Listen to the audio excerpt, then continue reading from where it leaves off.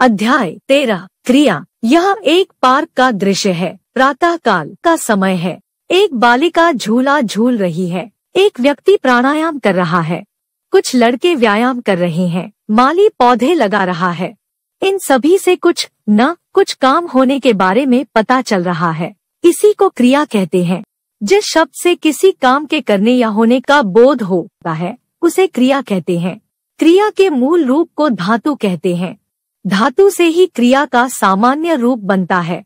उदाहरण, धातु क्रिया का सामान्य रूप: उठ, उठना, सो, सोना, हंस, हंसना, पढ़, पढ़ना, खा, खाना। समझे। क्रिया जिसके द्वारा की जाती है उसे कर्ता कहते हैं। कर्ता का फल प्रभाव जिस पर पड़ता है उसे कर्म कहते हैं। जैसे राम ने रावण को मारा, इसमें राम कर्ता है और रावण कर्म है। क्रिया को करने वाला राम है और क्रिया का प्रभाव रावण पर पड़ रहा है। क्रिया के भेद। क्रिया के प्रमुख रूप से दो भेद है। एक, अकर्मक क्रिया। दो, सकर्मक क्रिया। आइए अब हम इनके बारे में जानें। एक, अकर्मक क्रिया। कर्म के बिना जिस क्रिया को कर्म की आवश्यकता नहीं होती वह अकर्मक क्रिया होती है। जैसे आना, जाना, हंसना, रोना, सोना, दौड़ना, बैठना। एक, नमिता हंसती है। दो, बच्चा रो रहा है। तीन, पक्षी उड़ रहे हैं। चार, बच्चे दौड़ रहे हैं।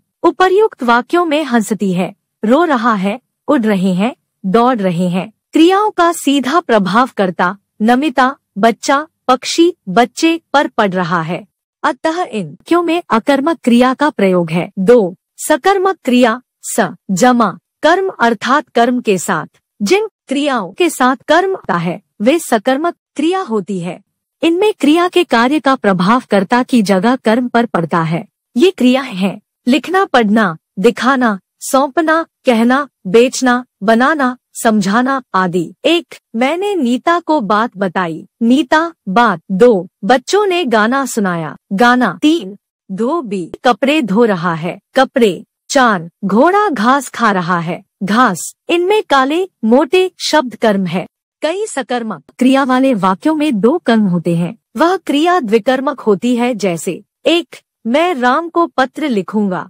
राम, पत्र। दो, कर्म। दो, वह शिक्षक को गाना सुनाएगा। शिक्षक, गाना। दो, कर्म। क्रिया के कुछ अन्य भेद। एक, प्रेरणार्थक क्रिया। जिन क्रियाओं का कर्ता स्वयं कार्य न करके दूसरे से काम करवाता है उन्हें प्रेरणार्थक क्रिया कहते हैं। जैसे एक, मैं नौकर से कपड़े धुलवाता हूँ। दो, अध्यापिका बच्चों से पाठ पढ़वाती है। तीन, माँ नौकरानी से बच्चे को दूध पिलवाती है। धातु क्रिया।